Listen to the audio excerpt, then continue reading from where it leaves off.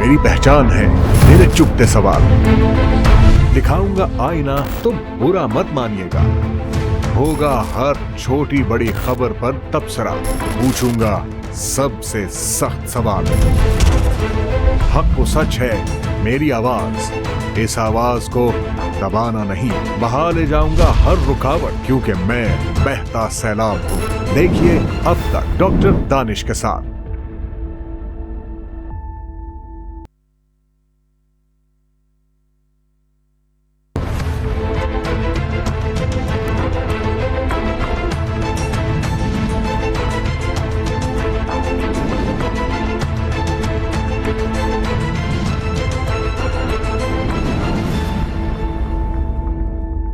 नाज़रीन अस्सलाम वालेकुम। अब तक डॉक्टर दानिश के साथ हाजिर हैं।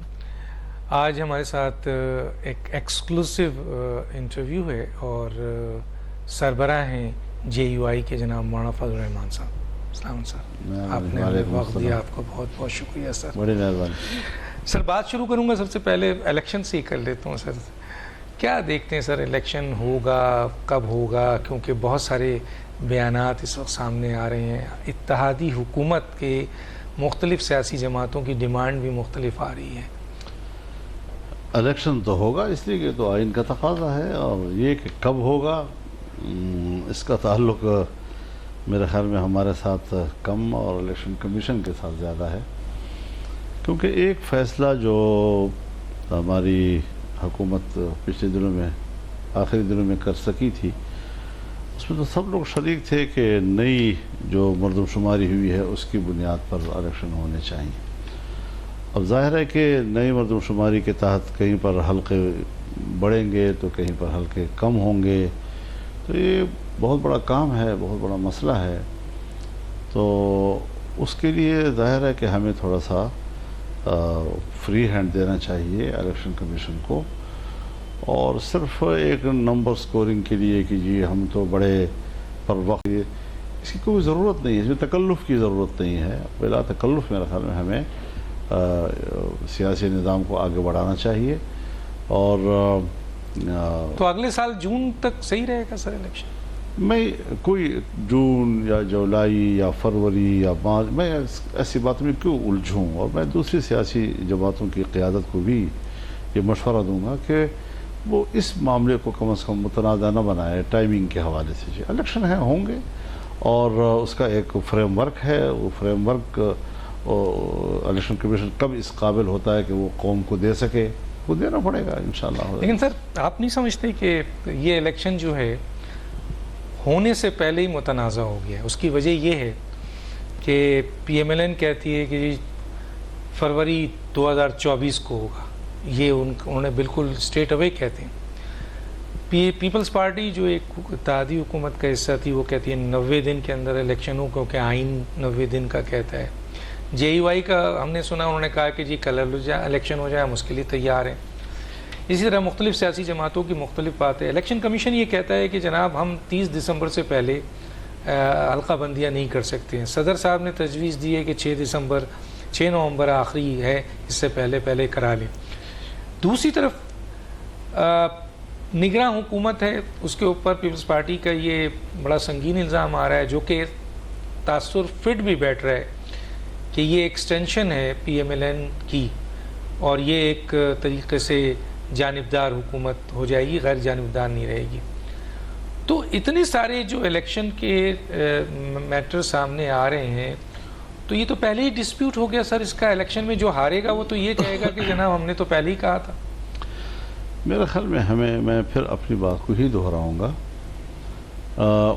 इलेक्शन भी होंगे, और वो भी 90 दिन के अंदर ही होंगे जी। अच्छा सर, ये आप 90 दिन जब भी होंगे 90 दिन के अंदर ही होंगे जी।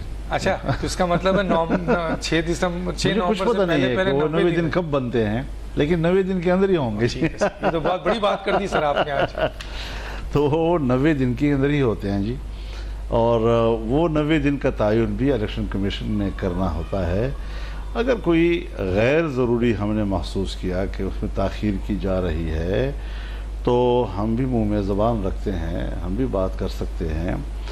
लेकिन ये जो हमने एक सियासत शुरू कर दी है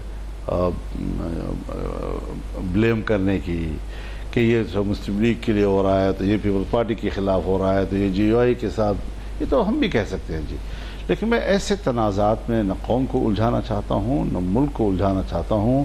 کچھ چیزیں ہوتی ہیں جو ہمارے آپس کے باہمی تنازعات کے بغیر بھی آگے بڑھ سکتے ہیں، تو ہم خام خواہ کیوں اس ایک چیز کو متنازع بنائیں؟ کوئی ضرورت نہیں ہے اور کوئی اتنی بڑی بات نہیں ہے کہ جس میں ہم ایک چلتے ہوئے نظام کو تنازع کی طرف لے جائے۔ ایسے تنازعات میں میرے خیال میں اب قوم متحمل نہیں ہے، بہت ہو چکا ہے اور بہت قوم نے بھگت لیا ہے۔ سیاستدان جو ہے کیا الیکشن مسائل کا حل ہے سر؟ ظاہر ہے جی کہ الیکشن میں جب آپ الیکشن لڑتے ہیں اور الیکشن عوام کے رائے کے مطابق ان کے نتائج آ جاتے ہیں، وہ نتائج تسلیم ہو جاتے ہیں، تو حکومت کے اپنے اندر بھی ایک خود اعتمادی ہوتی ہے۔ اس کو یہ بھی معلوم ہوتا ہے کہ میں نے 5 سال تک حکومت کرنی ہے، اور پھر دنیا بھی آپ پر اعتماد کرتی ہے اور آپ کے ساتھ معاملات کرتی ہے۔ پاکستان کو اس وقت اس بات کی ضرورت ہے کہ باقاعدہ عوام کے اعتماد سے ایک مستحکم حکومت وجود میں آئے جو پاکستان کے اندر ایک پولیٹیکل سٹیبلٹی اور سیاسی استحکام کی علامت ہو۔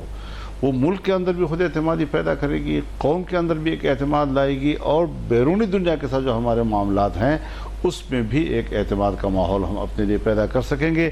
یہ جو عارضی بنیادوں پر ہم تو یہ تو ہم حضرت شارٹ ٹائمز یا قلیل المدتی معاملات تو ہم چلا سکیں گے جی، لیکن اس سے وہ خود اعتمادی نہ حکومت کے اندر آتی ہے، نہ وہ اعتماد عوام کے اندر پیدا کیا جا سکتا ہے، اور نہ ہی بین الاقوامی برادری میں ہم اپنا اعتماد لیکن بنا سر یہ جو صورتحال ہے اس وقت، اس میں گراؤنڈ ریئلٹیز یعنی زمینی حقائق تو یہ بتا رہے ہیں کہ کوئی بھی سیاسی جماعت اکیلے 172 سیٹ بھی نہیں لے سکے گی، اور اگر ایسی صورتحال ہوتی ہے تو پھر ہم ایک اتحادی حکومت دیکھتے ہیں، اور اب اتحادی حکومت میں اتحادی حکومت جو کہ 16 مہینے کی رہی، اس میں اب بڑی اختلاف سامنے آ چکا ہے۔ عمران خان سیاست سے فی الحال اس سیاسی افق سے اس وقت باہر ہیں، پی ٹی آئی تقریباً اس وقت باہر نظر آ رہی ہے، تو اختلاف ان کے درمیان ہے۔ اس کا مطلب ہے اب جو بھی لڑائی ہوگی ان سیاسی جماعتوں کے درمیان ہوگی، تو ایک نیا اتحاد پیدا ہوگا۔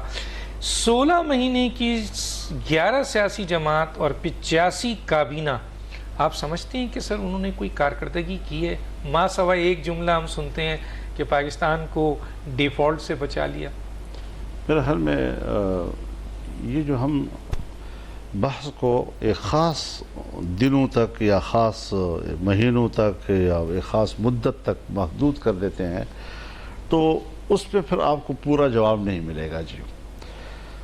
سیاسی جماعتوں کی کارکردگی کو ذرا تھوڑا سا، اگر آج میاں شہباز شریف صاحب پرائم منسٹر تھے اور اس سے پہلے میاں نواز شریف صاحب پرائم منسٹر تھے تو وہ بھی تو مسلم لیگ تھی جی، تو ابھی تو مسلم لیگ تھی، باقی اس کی اتحادی ہے۔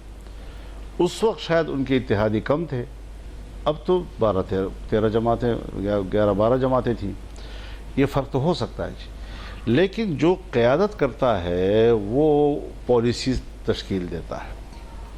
پہلی بات تو یہ ہے کہ 1917-18 تک پاکستان کی جو اکانومی تھی وہ سالانہ مجموعی ترقی کی جو شرح تھی، جی ڈی پی گروتھ، وہ 6% سے بڑھ گئی تھی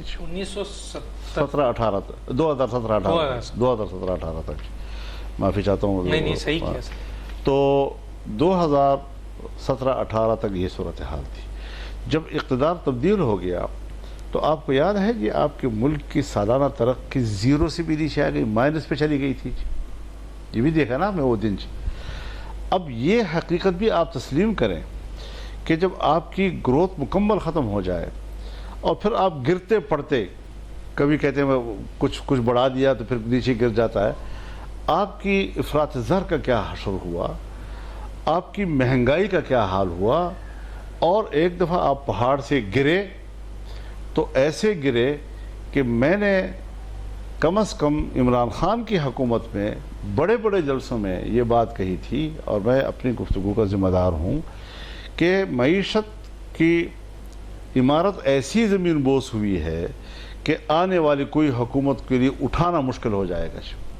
یہ میں نے اپنی حکومت کے دوران نہیں کہا، یہ میں نے پہلے کہا تھا جی اور میں ان حقائق کو تسلیم کر رہا تھا. یہی وجہ ہے کہ مجھ سے ساتھیوں نے اختلاف رائے کیا اور میں نے اپنی رائے پر ضد بھی نہیں کی. میں دوستوں کے ساتھ چلتا رہا کہ آپ باقاعدہ براہ راست عام الیکشن کی طرف جائیں اور ایک مضبوط مستحکم حکومت وجود میں لائیں تاکہ لوگوں میں اعتماد پیدا ہو جائے. ورنہ آپ نہیں اٹھا سکیں گے معیشت کو، لوگ آپ پہ اعتماد نہیں کریں گے. آپ کا دوست چائنا ہے، آپ کا دوست سعودی عرب ہے، آپ کا دوست امارات ہے، جو مشکل وقت میں آپ کو زر مبادلہ بھی مہیا کر لیتا ہے، کچھ ذخائر میں اضافہ بھی ہو جاتا ہے.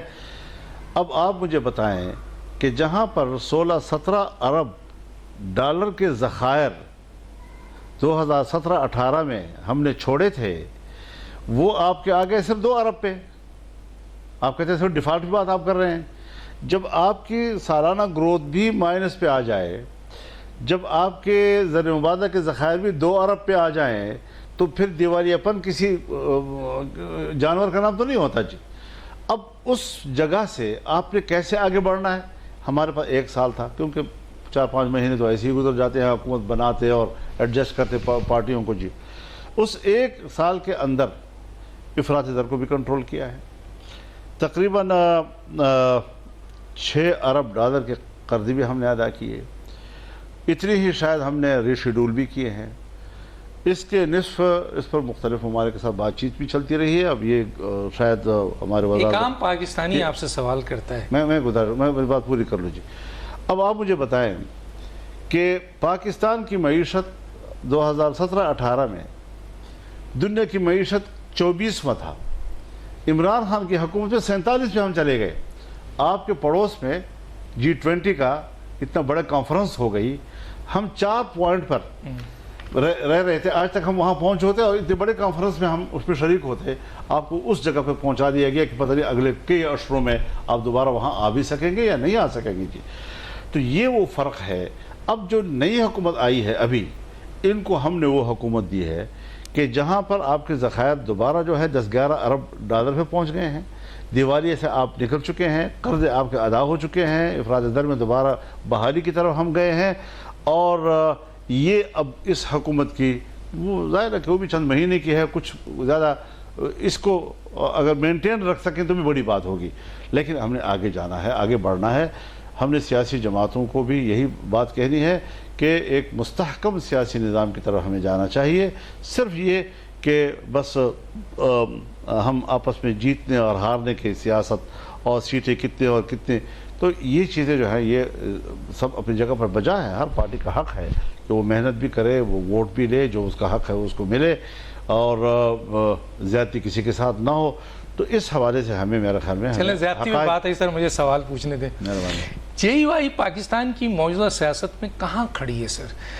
PMLN سنتے ہیں بڑی جماعت ہے، پیپلز پارٹی سنتے ہیں بڑی جماعت ہے، آپ کے PTI بڑی سیاسی جماعت ہے. تو JUI کو تو ہم دیکھتے ہیں بڑے بڑے جلسے کرتی ہے. آخر کیا وجوہات ہے سر کہ آپ کی پوزیشن کہاں ہے سر؟ جی میں اس سلسلے میں بڑے احتیاط کے ساتھ بات کروں گا، کیونکہ ہم نے بھی سیاست کرنی ہے تھوڑا ذرا احتیاط کے ساتھ. ہمارے لیے سب سے بڑی رکاوٹ پاکستان کی اسٹیبلشمنٹ رہی ہے. اچھا. جنہوں نے ہمارے لیے رکاوٹ پہ رکاوٹیں کھڑی کی اور ہمیں ایک کنویں کے اندر بند رکھنے کی انہوں نے ساری توانائیاں اس پر صرف کی ہیں. ہم نے اس کی پرواہ کیے بغیر ہم چلتے رہے. ہم نے اس کا نوٹس بھی نہیں لیا. آپ نے ہمیں کوئی شور ہوگا بھی نہیں سنا ہوگا اس حوالے سے. لیکن پبلک میں جب آپ جاتے ہیں تو آپ کو اندازہ لگتا ہے کہ میری کیا پوزیشن ہے. ایک کینڈیڈیٹ بھی جب حلقے میں جاتا ہے تو پبلک کو بھی پتہ ہوتا ہے کون جیت رہا ہے اور کینڈیڈیٹ کو بھی پتہ ہوتا ہے، اور جو 2 مقابلے میں ہوتے ہیں ان کو بھی پتہ ہوتا ہے کہ ہم 2 مقابلے میں ہیں، یا اس نے 2000 پہ جیتنا ہے یا میں نے 2000 پہ جیتنا ہے. تو یہ اندازے جو ہیں الیکشنوں میں جو لوگ جاتے ہیں ان کو پتہ چلتے رہتے ہیں. ہماری خفیہ ایجنسیاں بھی اندازے جمع کرتی ہے، سیاسی جماعتیں خود بھی اپنے اندازے جمع کرتی ہے.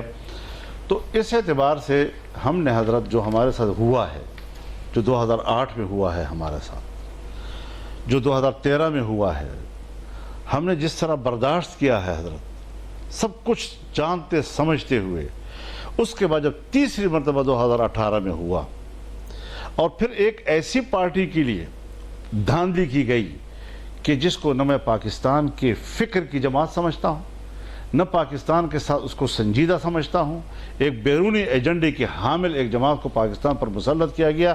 پھر میں نے صرف اپنی سیاست اور اپنے ووٹ کی جنگ نہیں لڑی, پھر میں نے ملک کی بھی جنگ لڑی ہے, اس کے نظریے کی بھی جنگ لڑی ہے. اور پھر جب ہم میدان میں نکلے ہیں تو میں نے پورے ملک کے اندر 15 ملین مارچ کیے ہیں, اور اس کے علاوہ جو جلسے کیا ہے وہ تو اپنی جگہ پر.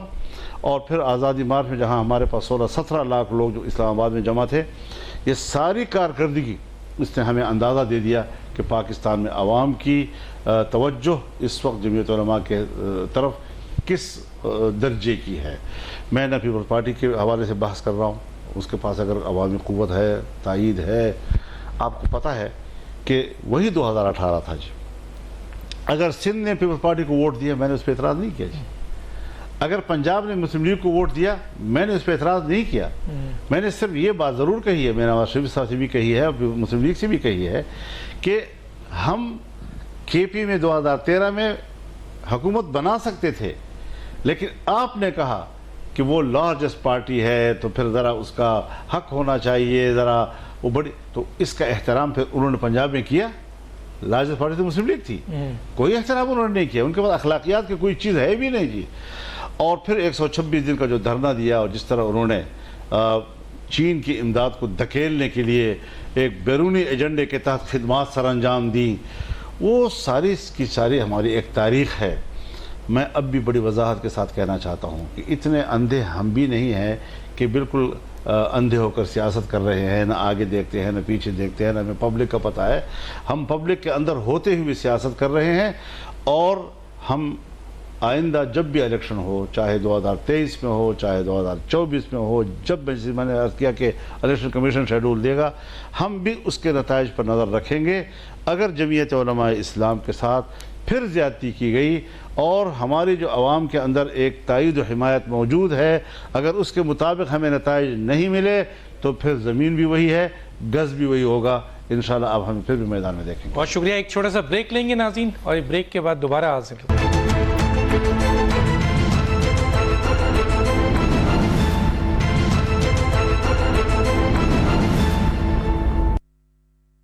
Welcome back.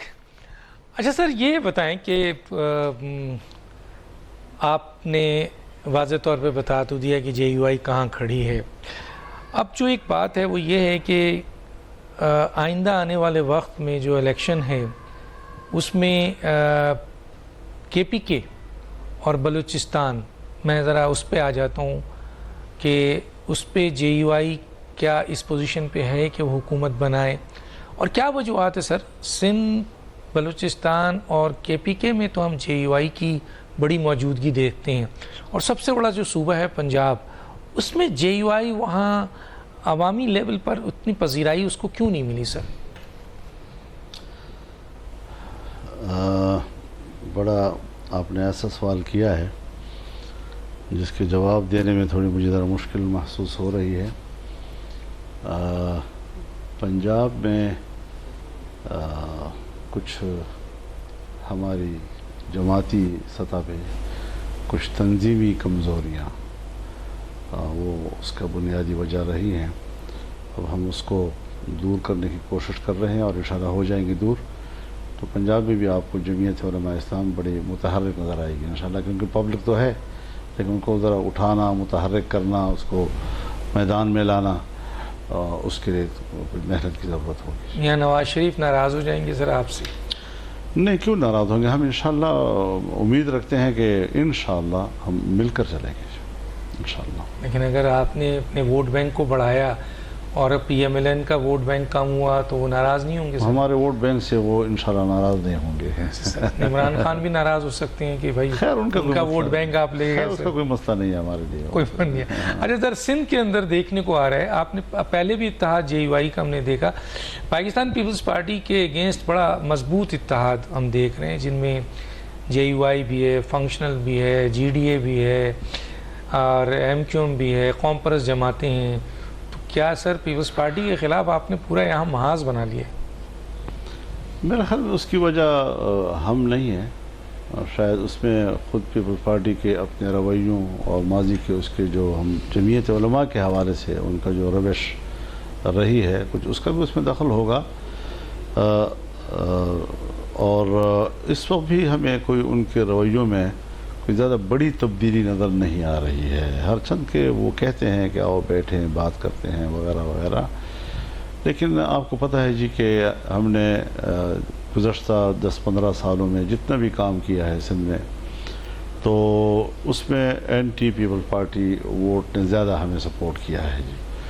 تو اب انتخابی جو اسٹریٹجی ہے وہ ہم زیادہ تر مرکز کی سطح پہ نہیں بنایا کرتے، ہم صوبوں کی جماعتوں کو حوالے کرتے ہیں، صوبے بھی آگے ضلعی جماعتوں کے حوالے کر لیتے ہیں تاکہ لوکل سطح پر جس بھی پارٹی کے ساتھ آپ کی ایڈجسٹمنٹ ہو سکتی ہے اور اپنے سیٹوں کو محفوظ بنانے کے لیے تو ہم ان کے سپورٹ کر دیتے ہیں کہ آپ ہی ایڈجسٹمنٹ کیا کریں. تو اتنا بھی کوئی شدید انداز سے ہمارا رویہ نہیں ہوتا، لیکن اب بہرحال حالات ہوتے ہیں. اس وقت جہاں تک رابطے کا تعلق ہے تو زیادہ تر رابطہ ہمارا جو یہ ہمارا جی ڈی اے اور اس میں شامل جماعت کل پیپلز پارٹی سندھ صوبہ سندھ، یا چلیں یہیں لے لیتے ہیں پہلے کہ یہاں بھی اگر پی ٹی آئی آپ کے ساتھ کھڑے ہونا چاہے، اتحاد کا حصہ بننا چاہے، جو بھی پی ٹی آئی اس وقت ہے، تو کیا آپ اس کو بھی اتحاد کا حصہ بنائیں گے؟ پی ٹی آئی کو تو پاکستان میں ہی نہیں ہونا چاہیے جو جائے کہ ہم ان کے ساتھ اتحاد کریں. یہ پاکستان کی جماعت ہی نہیں ہے. لیکن سر وہ میں ایک جگہ سن رہا تھا، بلکہ منظور وسان صاحب کا بیان آ گیا تھا کہ پیپلز پارٹی ہو سکتا ہے کہ آئندہ چل کے پی ٹی آئی سے اتحاد کرے. تو ایک بڑی سیاسی جماعت جو کہ آپ کا اتحاد کا حصہ رہی، وہ کسی کو بلیک میل کر رہے ہیں، کسی کو بلیک میل کر رہے ہیں، ورنہ ان کی بھی کیا دلچسپی ہو سکتی ہے؟ نہیں ہو سکتا. وہ جو میں کہہ رہا ہوں آپ سے وہی وہ کہتے رہے میرے ساتھ بیٹھ کر. لیکن سر اب تو یہ کہہ رہے ہیں کہ کل تک آصف زرداری اور بلاول بھٹو صاحب کا یہ سٹیٹمنٹ تھا کہ اگلی حکومت ہماری آ رہی ہے، اور ایسا تاثر بن رہا تھا. لیکن ابھی کچھ عرصے سے ہم دیکھ رہے ہیں کہ وہ کہہ رہے ہیں کہ ہمیں دیوار سے لگایا جا رہا ہے. بلاول بھٹو صاحب کا بیان ہے، ہمیں اوپن فیلڈ نہیں دی جا رہی ہے، پلینگ فیلڈ نہیں دی جا رہی ہے، اور اگر زرداری صاحب سے ہم ریکویسٹ کریں گے کہ ہمارے ہاتھ اوپن کیے جائیں. تو سر ایک بڑی سیاسی جماعت ہے پیپلز پارٹی، تو کون لوگ ان کو اوپن فیلڈ نہیں دے رہے ہیں؟ آپ کیا سمجھتے ہیں، کیا وجوہات ہیں؟ میں اس پر کوئی آپ کو جواب نہیں دے سکتا، کیونکہ میں کبھی بھی کسی کے گھر میں نہیں جھانکتا. مجھے ان کی پارٹی کے حوالے سے کس سے ان کو شکایت ہے اور کیا وہ اپنی اسٹریٹجی بنائیں گے، یہ ان کا اپنا معاملہ ہے. اور بہرحال لیکن ایک سیاسی جماعت کے سربراہ کی حیثیت سے، لیکن اتنا میں ضرور کہہ سکتا ہوں کہ وہ ذرا اپنے ہجوم سے ذرا بڑھ کر باتیں کر رہے ہیں. پیپلز پارٹی والے بلاول صاحب یا پیپلز پارٹی دونوں ہی کر رہے ہیں. لیکن سر یہ کیا آپ ایک سیاسی جماعت کے سربراہ کی حیثیت سے یہ ضرور مطالبہ نہیں کریں گے کہ ہر سیاسی جماعت کو پلینگ فیلڈ ملنی چاہیے، اوپن فیلڈ ملنی چاہیے؟ اگر ان کا ہجوم بڑا ہوتا تو کم از کم وہ کچھ بھی کہہ سکتے تھے لیکن پی ٹی آئی کی بات نہ کر سکتے تھے. یہ ہو جاتا. تو اس کا مطلب یہ ہے کہ آئندہ ہم یہ محسوس کریں کہ سر اگر اتحاد کی ضرورت سیٹ ایڈجسٹمنٹ کی بنی تو جے یو آئی پیپلز پارٹی کے ساتھ سیٹ ایڈجسٹمنٹ نہیں کرے گی، پی ایم ایل این کے ساتھ کرے گی. اور اگر کل حکومت بننے کی اقتدار کی بات آ رہی تو پیپلز پارٹی کے ساتھ نہیں کرے گی، پی ایم ایل این کے ساتھ کرے گی. اس طرح وضاحت نہیں کروں گا. ممکن ہے کہیں پر ایسی جگہ ہو کہ جہاں پر مسلم لیگ کی قوت کمزور ہو، تو ہم نے تو پھر اپنے سیٹ کے تحفظ کے لیے سوچنا ہوگا. کہیں پر پیپلز پارٹی کی قوت ایسی ہو سکتی ہے کہ اگر ہم ان کے ساتھ ایڈجسٹمنٹ کریں تو ہماری پارٹی پوزیشن محفوظ ہو سکتی ہے جی. تو اس میں ہم نے اسپیس رکھا ہوا ہے، اتنا بھی بندشیں نہیں ہیں کہ ہم کوئی بالکل حتمی طور پر یہ طے کر رہے ہیں. ہاں عمومی طور پر ملک میں جو ایک نظریاتی ہم آہنگی ہے، خاص طور پر پاکستان ایک رائٹسٹ یا رائٹ ونگ کا پاکستان ہے، وہ جنرل مشرف کے زمانے سے کیوں ایک لیفٹسٹ پاکستان نظر آ رہا ہے، ایک اسلامی پاکستان، اس کے مقابلے میں پاکستان ایک سیکولر پاکستان کیوں نظر آ رہا ہے. یہ وہ چیزیں ہیں کہ جس میں ہم اپنے آپ کو سمجھتے ہیں کہ مسلم لیگ اس تصور میں ہمارے قریب ہے. مسلم لیگ نون. ٹھیک ہے سر. تو یہ بتائیے کے پی کے جو موجودہ صورتحال ہے اس میں اے این پی کھڑی ہوئی ہے، اب ایک نئی سیاسی جماعت ایمرج کر کے آئی ہے، اس کا نام پاکستان تحریک انصاف پارلیمنٹیرین ہے. ایک جلسہ انہوں نے بڑا بھرپور کیا ہے اور دعویٰ بھی ہے کہ ان کا کہ وہ اور وہ ہیں، وہ لوگ شامل ہیں جو 2 دفعہ اس حکومت کا حصہ رہے، یعنی وزیر اعلیٰ محمود صاحب بھی ہیں، پرویز خٹک صاحب بھی ہیں.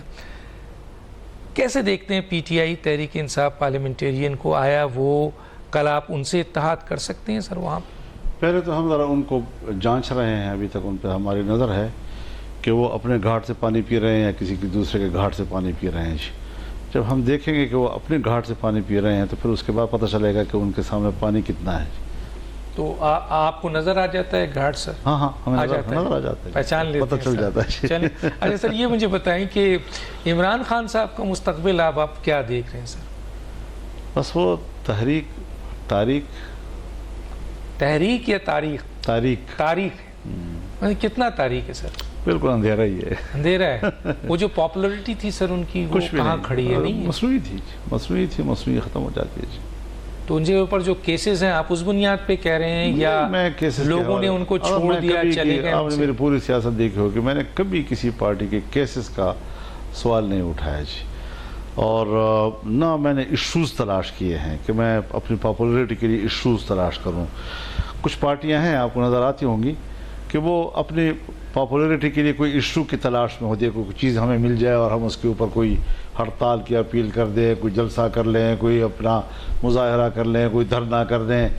जो पार्टी इश्यूज़ की तलाश में होती है इसका माना है कि उसका ख़ात्मा हो चुका है जी। अल्हम्दुलिल्लाह हम ऐसी जमात नहीं है कि हम अपने नज़रिए के असास पे खड़े नहीं हैं। जमीयत उलमा का अपना मंशूर है, अपना नज़रिया है, अपनी बुनियाद है, अपनी असास है, और हम मुल्क को मजमूई सूरत हाल के हवाले से देखते रहते हैं। ये वक्ती जंगें लड़ना, कोई एक कुव्वत जो है वो ज़रा मुश्किल में आ जाए, अदालत का मसला हो जाए, कभी फ़ौज का मसला हो जाए, कभी जर्नलों का मसला हो जाए, कभी इस्टेब्लिशमेंट का मसला हो जाए, हम ऐसी चीज़ों को तलाश करके फिर उसी की बुनियाद पर फिर हमें मजमूई तौर पर मुल्की आइन के हवाले से सोचना होता है। इलेक्शन हो, आइन का तकाजा है, और अगर वो गलत होते हैं तो उस पर एहतजाज हमारा हक़ होता है, हमने किए हैं। और कोई ऐसा मौका आपने नहीं देखा होगा कि हमने कोई झुक कर सियासत की हो जी। हम बड़ी खुददारी के साथ सियासत करते हैं। और तो इमरान खान अगर जेल में है तो आप समझ रहे हैं पीटीआई ख़त्म? नहीं, जेल की बात मैं नहीं कर रहा, इसीलिए तो मैं ज़्यादा आपको आपके सवालात को अवॉइड कर रहा हूँ कि इमरान खान जेल में है और दुश्मन के हाथ बंधे हुए हों और मेरे हाथ खुले हुए हों और मैं फिर अकेला मैदान में आप क्यों नहीं बुला लेते? वो है कानून का मामला, मैं कानून के रास्ते में तो रुकावट नहीं हूँ। कल मैं भी किसी कानून के ज़द में आ सकता हूँ, मेरे खिलाफ भी कानून हरकत में आ सकता है, आपके खिलाफ भी आ सकता है, वो मेरा मसला नहीं है। लेकिन मैं किसी सियासतदान के जेल में रहने के मिजाज के मुताबिक हक़ में नहीं होता, और जब मेरे हाथ खुले हों तो फिर उसके भी हाथ खुले हों, ताकि खुले मैदान में हम बात करें।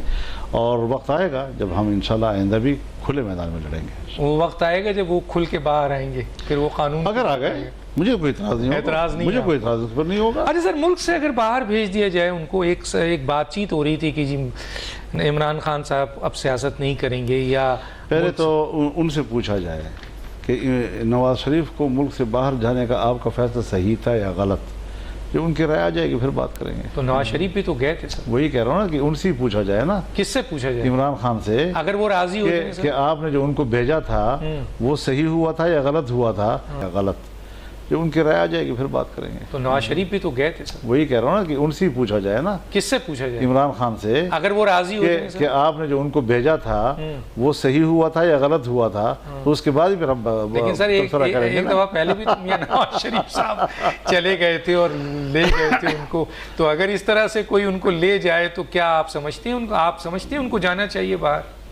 बाहर किस चीज़ के लिए जाना चाहिए? यानी इसका मतलब है कि एक सौदे की बुनियाद पर जी, मैं तो सौदे की पाकिस्तान में ऐसा हो चुका। आपको पता है नवाज शरीफ साहब जब मुल्क से बाहर अभी नहीं गए थे तो मेरा शदीद इख्तिलाफ रहता उनके साथ, लेकिन जब वो मुल्क से बाहर गए तो मैंने उनसे झगड़ा छोड़ दिया जी, और जद्दा में मेरी पहली मुलाकात उनके साथ हुई जी, और फिर आज तक हम निभा रहे हैं। मैं मुल्क से बाहर आदमी, नवाज शरीफ साहब अगर मुल्क से बाहर जा सकते हैं सज़ा होने के बाद, हाँ, तो इमरान खान भी तो जा सकते हैं। ये मेरा काम नहीं है। मैं तो इमरान खान को और उसकी पार्टी को, उसके मंशूर को, उसके एजेंडे को न पाकिस्तानी समझता हूँ और न समझूंगा। तो उन तक ही और अगर उसको वोट भी मिल जाए तब भी एक्सपोज करता रहूँगा, क्योंकि मैं एक नज़रियाती आदमी हूँ اور میں اپنے نظریے پر کبھی سودا نہیں تو کرتا. ان کے لوگوں کو کے حوالے کر دیں نا جن کے بارے میں ان پہ الزام ہے کہ جی وہ اس کے آدمی ہیں, تو یہ ان کو وہاں ان کے حوالے یہ کر ملک سے باہر جانے میں کیا حکمت ہے, ذرا مجھے بتایا جائے نا, کیا حکمت ہے اس مثلا حکمت صرف اتنا ہے کہ ایک شخص اگر یہ کہتا ہے کہ بھائی جس طریقے سے کوئی سیاسی مثلا کوئی میاں نواز شریف صاحب کا تھا, جب ان کو سزا ہوئی تو ان کو باہر بھیج دیا گیا. تو کیا انہوں نے کوئی اگر وہاں سے کوئی ڈیمانڈ کرے, انہوں نے جو خود فیصلہ کیا وہ تو پہلے بتایا نا کہ اس نے صحیح کیا یا غلط کیا, اس کو وہ صحیح کہہ رہا ہے یا غلط کہہ رہا ہے. اچھا تو یہ فیصلہ اس سے پوچھا جائے پہلے. اچھا سر, میاں نواز شریف صاحب آ رہے ہیں, آپ کیا سمجھتے ہیں, یہاں بھی آپ کا یہ سوال ہے کہ قانونی جو پیچیدگیاں ہیں, مسائل ہیں, میاں نواز شریف صاحب کو فیس کرنا پڑے گا, اس کے بعد ہی وہ چوتھی دفعہ وزیر اعظم کے لیے. ایک ہے اصول کی بات اور ایک ہے اس اصول کے تابع جو کچھ جزیات ہوتی ہیں, کچھ گراؤنڈ پر موجود کچھ مسائل ہوتے ہیں. جہاں تک ہے ان کا آنا موسٹ ویلکم, ان کا اپنا وطن ہے, ہم دل و جان سے ان کو خوش آمدید کہیں گے. باقی رہی یہ بات کہ ان کے کیسز, قانون, وہ اس حوالے سے خود بہتر جانتے ہیں. میں چونکہ اس کے حوالے کوئی اسٹڈی نہیں رکھتا, وہ ان کے وکیل ہیں, ان کی پارٹی ہے, ان کے ٹیم ہے, وہی اس کے بارے میں پھر اپنا فیصلہ دے سکتی ہے.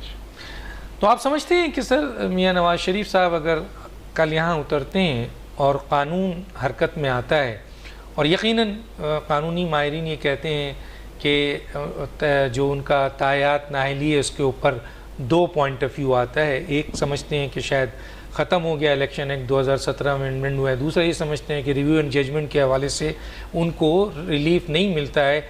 پاسٹ اینڈ کلوز ٹرانزیکشنز کا کیس ہے یہ, جہانگیر ترین کا بھی, ان کا بھی, اور کل ان کو جیل بھیجا جاتا ہے اور قانون حرکت میں آتا ہے.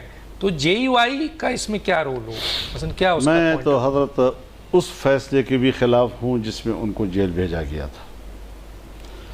اور اب چونکہ اب ایک فیصلہ ہے, فیصلہ جب ہو جاتا ہے تو پھر اس کا مالک تو پھر وہی ہوگا جس نے فیصلہ دیا ہے. تو یہ تو کورٹ نے فیصلہ کرنا ہے کہ وہ میرے اور آپ کے اوپینین میں فرق ہو سکتا ہے, لیکن اس کا کوئی معنی نہیں ہے تب تک کہ عدلیہ جو ہے وہ خود اپنی رائے اور فیصلہ نہ دے دے. تو ممکن ہے کہ ایسی صورتحال اگر برقرار رہتی ہے تو حتمی فیصلہ پھر بھی کورٹ کا ہی ہوگا. اچھا سر, آپ کے لیے اگر ایک ایسا, کیونکہ آپ نے شہباز شریف صاحب کے ساتھ بھی کام کیا ہے, آپ نے نواز شریف صاحب کے ساتھ بھی کام کیا ہے, دونوں کو بہت قریب سے دیکھتے ہیں, اگر ایک ایسا موقع آ جاتا ہے کہ پی ایم ایل این کی دو وزیر اعظم کے کینڈیڈیٹ بن جاتے ہیں, میاں نواز شریف صاحب یا شہباز شریف صاحب, تو مولانا فضل الرحمان صاحب کس کی طرف ووٹ کا پلڑا اپنا بڑھائیں گے؟ ایسے نوبت آئے گی نہیں. کیوں سر؟ نہیں آئے, سوال پیدا نہیں ہوتا. کیسے؟ اس کی پارٹی نے فیصلہ کرنا ہے, یہ میں نے تھوڑا ہی کرنا ہوگا جی. جو اس کی پارٹی کی طرف سے امیدوار آئے گا اسی سے ہمارا تو معاملہ پارٹی ٹو پارٹی ہوگا. لیکن آدمی کو خوشی تو ہوتی ہے نا سر کہ یہ آ گیا. تو آپ کے لحاظ سے کون بہتر وزیر اعظم ثابت ہو سکتے ہیں سر؟ ابھی آپ شہباز شریف, میں خود بہتر وزیر اعظم ثابت ہو سکتا ہوں. چلے سر, میں اگلا کوئسچن آپ سے پوچھ لیتا ہوں, بہت ہی امپورٹنٹ ہے. صدر علوی صاحب 9 ستمبر 2023 کو ان کا سورج غروب تو ہو چکا ہے, لیکن الیکٹرل کالج نہیں ہے, تو اس لیے وہ ابھی آگے بڑھ رہے ہیں, بونس پہ کام کر رہے ہیں. وہ کام کر رہے ہیں.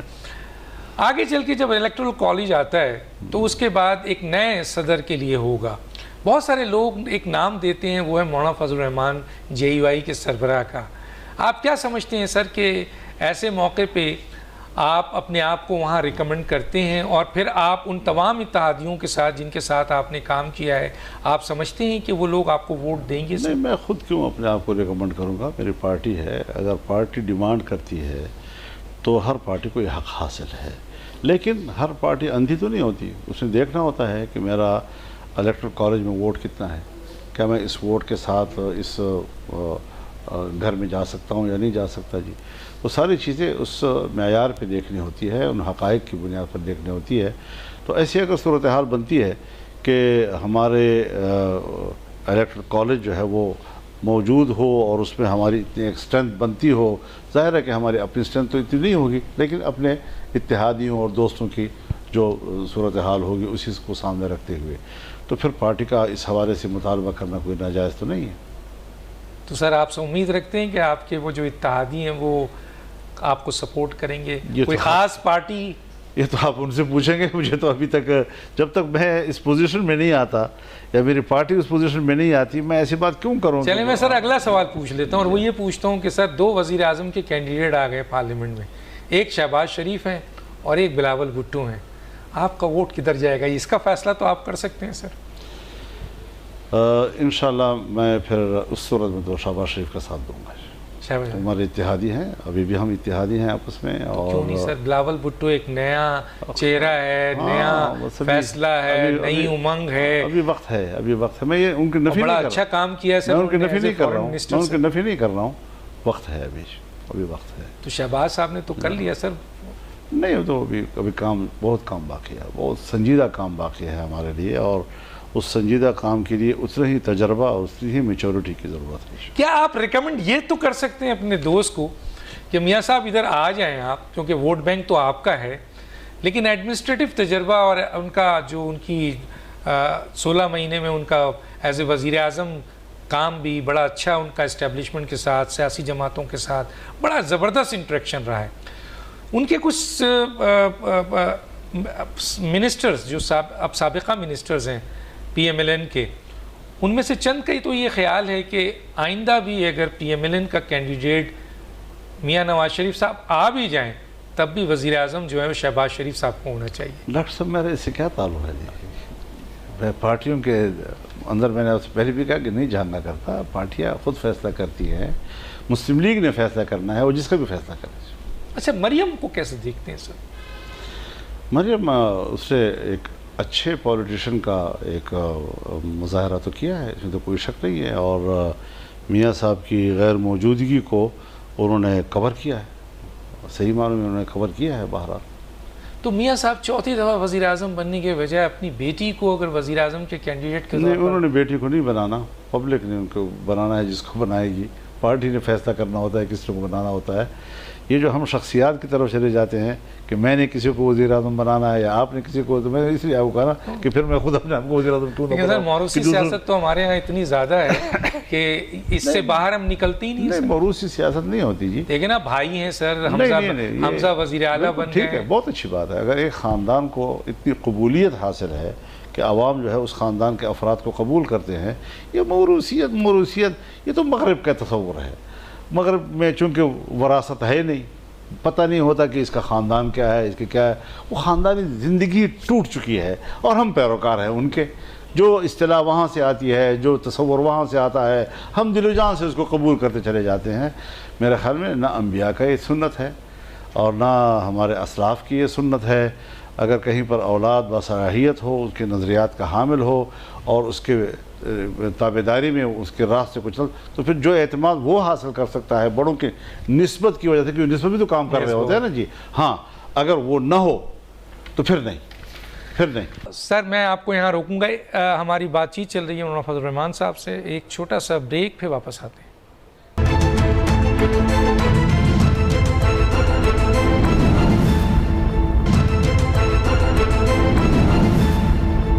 ویلکم بیک ناظرین. اچھا سر, یہ ایک بتائیے کہ جنرل عاصم منیر پچھلی حکومت میں بھی انہوں نے بڑا اہم کام کیا, اسپیشل انویسٹمنٹ فیسیلیٹیشن کونسل, خود وزیر اعظم نے کہا کہ ان کا ویژن تھا, اور یہ جو نگراں حکومت ہے اس کے ساتھ بھی مل کر وہ پاکستان کو معاشی مشکلات سے نکالنے کی بھرپور کوشش کر رہے ہیں. آپ اس کو کیسے دیکھتے ہیں؟ دیکھیے, میں کچھ حقیقت کو تسلیم کرنا ہوگا, چاہے اصولی طور پر آپ اس سے اتفاق بھلا نہ کریں, لیکن کچھ حقائق ہیں جس کو ہمیں تسلیم کرنا پڑتا ہے کہ ہمارے ملک میں اسٹیبلشمنٹ ایک بڑی مستقل ایک قوت ہے, اور ظاہر ہے کہ اسٹیبلشمنٹ کا کردار اس وقت زیادہ نمایاں سامنے آ جاتا ہے جب کوئی غیر مستحکم حکومت ہوتی ہے یا عارضی حکومت ہوتی ہے یا نگران حکومت ہوتی ہے, تو ایسی حکومتوں میں اس کا زیادہ رول سامنے آتا ہے. اب یہ تو ایک حقیقت ہے کہ پاکستان معاشی مشکلات میں تو ہے, اس سے تو کوئی انکار نہیں ہے. اگر وہ اس حوالے سے ان حالات میں ایک کردار ادا کرتے ہیں, جبکہ ایک نگران حکومت ہے, ایک کمزور حکومت ہے, ایک تھوڑی مدت کے لیے ہے, اور اس میں وہ پاکستان کو اس مشکل سے نکالنے میں اپنا اثر و رسوخ استعمال کر لیتے ہیں, تو کس کو قابل قبول نہیں ہوگا؟ کون چاہے گا کہ ہمارے ملک کے حالات بہتر نہ ہوں جی؟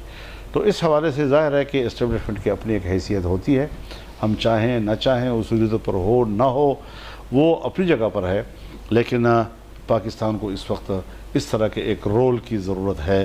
اگر وہ اس طرح کا رول ادا کرتے ہیں اور ملک کو ان حالات سے نکالنے میں پیش رفت کرتے ہیں، جو شاید مکمل طور پر تو نہ ہو سکے لیکن پیش رفت بھی بہتر بات ہے۔ ہم نے بھی تو 1-1.5 سال کے اندر پیش رفت ہی کی ہے نا، کوئی ایسے تو حالات ہم نے تبدیل نہیں سر وہ کریک ڈاؤن جو کہ اس نگراں حکومت میں دیکھنے کو ملا صرف چند دنوں میں، وہ ہمیں اتحادی حکومت میں نہیں ملا۔ کیا وجوہات ہے کہ اتحادی حکومت مافیاز کے خلاف، ذخیرہ اندوزوں کے خلاف، اسمگلروں کے خلاف کارروائی کرنے سے ڈرتی ہیں یا اس کا حصہ ہے؟ ڈاکٹر صاحب آپ صحافی لوگ ہیں، آپ کو مرضی ہے جس طرح سوال کریں۔ ہمیں عمران خان کی 3.5 سال حکومت کے حالات ملے تھے اور ان کو ہمارے حالات ملے، جس طرح میں نے پہلے آپ کو جواب دیا، تو ہم نے بہتری کی طرف حالات کیے، ہم نے قرضوں میں کمی لائی۔ 32% انفلیشن ہے، بجلی کا بل دیکھ لیں سر، گیس کے حالات دیکھ لیں سر، روپے اور ڈالر کے حالات، 100% آپ کے ساتھ۔ پھر سر عوام تو مر چکی ہے۔ میں بتا رہا ہوں عوام کیوں مر رہی ہے۔ آپ نے پاکستانی معیشت کو IMF کے حوالے کیا یا آپ کے ہاتھ میں ہے؟ تسلیم کرو اس بات کو کہ حقائق کیا ہیں۔ نمبر 1، کیا آپ اسٹیٹ بینک کو اس کے حوالے کیا یا نہیں کیا؟ اب جب آپ کی معیشت بھی آپ کے ہاتھ میں نہ ہو، آپ کی قیمتیں بڑھانا بھی IMF کے ہاتھ میں ہو، ٹیکسز بڑھانا بھی IMF کے ہاتھ میں ہو، نہیں بڑھاتے تو پھر آپ کا اگلا جو ان کے ساتھ معاہدہ ہوتا ہے وہ معطل ہو جاتا ہے، دنیا کی امدادیں آپ کے اوپر بند ہو جاتی ہیں، پھر آپ کا بینک، اسٹیٹ بینک، وہ نہ وزیر اعظم کو جواب دے، وہ نہ کابینہ کو جواب دے، نہ حکومت کو جواب دے، نہ پارلیمنٹ کو جواب دے، براہ راست IMF کو جواب دے۔ اس دلدل میں تو ہمیں اس نے پھینکا ہے۔ اب یہ ساری چیزیں، وہ سارا بوجھ عوام پہ آپ ڈالیں سر، اشرافیہ پہ تو نہیں ڈالتے، زراعت پہ آپ انکم ٹیکس جو ہے جو یہ فنی معاملات ہیں، اس کو ایکسپرٹس ہی بہتر طور پر سمجھ سکتے ہیں، شاید میں اس کا حق ادا نہ کر سکوں آپ کے ساتھ گفتگو کرتے وقت۔ تو پھر میں عام آدمی کی مسائل تو بات کر سکتا ہوں، لیکن میں یہ اعتراف کرنے کو تیار ہوں کہ ہر چند کے صورتحال اگر بہتری کی طرف گئی ہے لیکن عام آدمی تک اس کے ثمرات نہیں پہنچ سکے ہیں، اور اس کی وجہ یہ بھی ہے کہ اگر آپ قیمت کو دیکھیں تو کیا قیمت بڑھی ہے یا روپے گرا ہے؟ جب روپے گرتا ہے تو جو 12 روپے کوئی چیز ملتی ہے وہ 24 روپے چلی جائے گی، اگر اس سے بھی آگے بڑھتی ہے۔ اب آپ کی سر بجلی کا ایک بل تو ظاہر اسی کے مطابق آئے گا، دیکھیں نا، گیس ناپید اسی پہ آئے گا نا جی، کھانا پینا ساری چیزیں حضرت پاکستان میں سر مڈل کلاس ختم ہو چکی ہے، یا تو اشرافیہ ہے یا غریب ہیں، تو سر اس تمام چیزوں کی ذمہ داری کیا سیاستدان لیں گے کہ یہ ہماری ناکامی ہے سر؟ اگر ایک طویل المدت مستحکم سیاسی حکومت وجود میں آئے اور وہ اپنے ٹرم کے اندر، کیونکہ طویل المدت منصوبے کے بغیر آج آپ پاکستانی معیشت کو ٹھیک نہیں کر سکتے۔ ہر چند کے غریب آدمی کو صبح اور شام کی روٹی چاہیے، وہ یہ نہیں سوچتا کہ آج شام کی میرے پاس اگر روٹی نہیں ہے تو صبح دے دیں گے آپ کو، کل دے دیں گے، اس کا انتظار نہیں کیا جاتا جی۔ اس میں غریب کی اپنی آہ و بکا وہ بالکل برحق ہے، لیکن اگر بیٹا بھی اپنے باپ سے پیسے مانگتا ہے تو بیٹے کا مطالبہ تو ناجائز نہیں ہوتا نا، لیکن دیکھنا ہے کہ باپ کی جیب میں کچھ ہے یا نہیں ہے جی۔ تو ریاست کے جیب میں کچھ ہوگا تو پھر پبلک کو ملے گا نا۔ یہ غلطی کس کی ہے سر؟ یہ غلطی عمران خان کی ہے، صرف عمران خان کی ہے؟ اس کی حکومت میں 3.5 سال میں ٹھیک ہے سر ان کی ہے، لیکن کیا آپ سمجھتے ہیں صرف عمران خان؟ بالکل سیکھ کوئی شریک نہیں ہے، اور کوئی نہیں ہے سر؟ کوئی شریک نہیں ہے۔ اس سے پہلے پاکستان کے حالات یا شریک ہے اس کے اندر تو باجوہ صاحب شریک ہے یا فیض امین صاحب شریک ہے، اسٹیبلشمنٹ ہی اس کے پشت پر تھی اور انہوں نے اس ملک کو اس مقام پر پہنچا۔ اچھا سر، کیا آپ سمجھتے ہیں کہ پاکستان کی عوام کا اعتماد ابھی بھی سیاستدانوں میں، مختصر سا پھر میں ایک امپورٹنٹ کوئسچن کروں گا اور پھر میں یہ بات آپ کو واضح طور پر کہہ دینا چاہتا ہوں، آپ عوام کی بات چھوڑیں، میں بھی تو عوام میں سے ہوں نا، عوام کو بھی یہی مشورہ دینا چاہوں گا کہ ذرا اپنا زاویہ نظر تبدیل کریں۔ جو ایک نظریاتی حوالے سے ملک کو چلانا چاہتے ہیں، جو دنیا کے ساتھ بہتر تعلقات کی طرف دیکھتے ہیں، فائدے اور نقصان کے ممالک کو بھی سمجھتے ہیں، ملک کے اندر ان کی کارکردگی چوری اور کرپشن کی نہیں ہے اس کے رویے میں، اور وہ ملک کی معیشت کو بہتر مینج کر سکتے ہیں، تو ان جماعتوں کی طرف دیکھیں نا جی۔ ووٹ آپ کو ڈالتے ہیں، نکلتا کہیں اور سے، سر کیوں نہیں آنے دیتے آپ؟ یہی عرض کر رہا ہے نا کہ جمعیت علماء اگر اتنی مظلوم جماعت ہے کہ اچھی کارکردگی کے باوجود بھی ہمارے اوپر روزانہ کوئی 4-5 الزامات لگا کر میڈیا میں دے دیتے ہیں، اور میڈیا دین چاروں جب اچال کر ہمیں گندہ کرتا ہے وہ لوگوں کے پاس منہ میں بطور دلیل کی مل جاتی ہے ان کو. یہ روش اگر ایسی جماعتوں کے ساتھ رہا کون سیاست کرے گا پاکستان میں؟ کون عزت کی سیاست کرے گا؟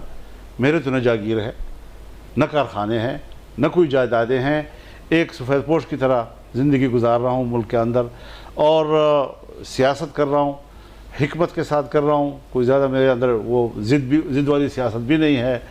کوشش کرتا ہوں کہ حالات کے ساتھ سمجھ کر ہم آگے بڑھیں، لیکن یہ ہے کہ ایک نظریاتی عوام کے ووٹ کا احترام کیا جائے سر، جس کو بھی ووٹ دیتے ہیں وہ. ایک ہے ووٹ دینا، یہ عوام کا حق ہے. ووٹ دے کر اس سے اختلاف رائے کرنا اس کا بھی حق ہے نا. جب آپ اپوزیشن میں بیٹھتے ہیں تو اس کا معنی ہے کہ آپ نے قوم کی اکثریتی رائے کو سے اختلاف کیا ہے نا جی. تو جمہوریت نام ہی اس چیز کا ہے، پارلیمانی سیاست کہتے ہی اسی کو ہیں کہ عوام کی اکثریت کی رائے اور ہوتی ہے، لیکن اس سے اختلاف رائے کا بھی آپ کو حق دیا جاتا ہے. بالکل اس کے اختلاف رائے کا حق مجھے بھی حاصل ہے. وقت بالکل ختم ہوا چاہتا ہے. تشنگی رہی سر، بہت سارے سوالات تھے، انشاءاللہ پھر کسی سٹیج پہ ضرور انشاءاللہ. ناظرین تھے مولانا فضل الرحمان صاحب، سربراہ JUI. آپ نے بات سنی. وقت ختم ہوا چاہتا ہے. ڈاکٹر دانش کو یاد دیجیے. اللہ حافظ.